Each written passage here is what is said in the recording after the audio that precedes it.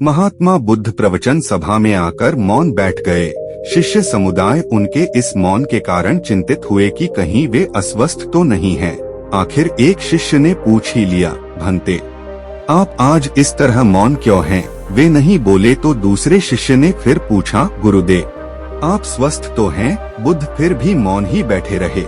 इतने में बाहर से एक व्यक्ति ने जोर से पूछा, आज आपने मुझे धर्मसभा में आने की अनुमति क्यों नहीं दी? बुद्ध ने कोई उत्तर नहीं दिया और आंखें बंद कर ध्यानमग्न हो गए। वह बाहर खड़ा व्यक्ति और जोर से बोला, मुझे धर्मसभा में क्यों नहीं आने दिया जा रहा है? धर्मसभा में बैठे बुद्ध के शिष्यों में से एक ने उसका समर्थन करते हुए कहा, भंते, उसे धर्मसभा में आने की अनुमति प्रदान कीजिए।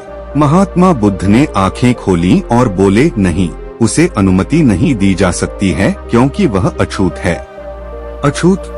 मगर क्यों? सारे शिष्य सुनकर आश्चर्य में पड़ गए कि भंते यह छुआछूत कब से मानने लग गए। महात्मा बुद्ध ने शिष्य समुदाय के मन के भावों को ताड़ते हुए कहा, हाँ, वह अछूत है। वह आज अपनी पत्नी से लड़कर आया है। क्रोध से जीवन की शांति भंग होती है। क्रोधी व्यक्ति मानसिक हिंसा करता है। इस क्रोध के कारण ही शारीरिक हिंसा होती है। क्रोध करने वाला अछूत होता है क्योंकि उसकी विचार तरंगे दूसरों को भी प्रभावित करती हैं। उसे आज धर्मसभा से बाहर ही रहना चाहिए। उसे वहां खड़े रहकर पश्चाताप की अग्नि में तप कर शुद्ध होना चाहिए। शिष्यगण समझ गए कि अस्पृश्यता क्या है और अछूत कौन है। उस व्यक्ति को भी बहुत पश्चाताप हुआ।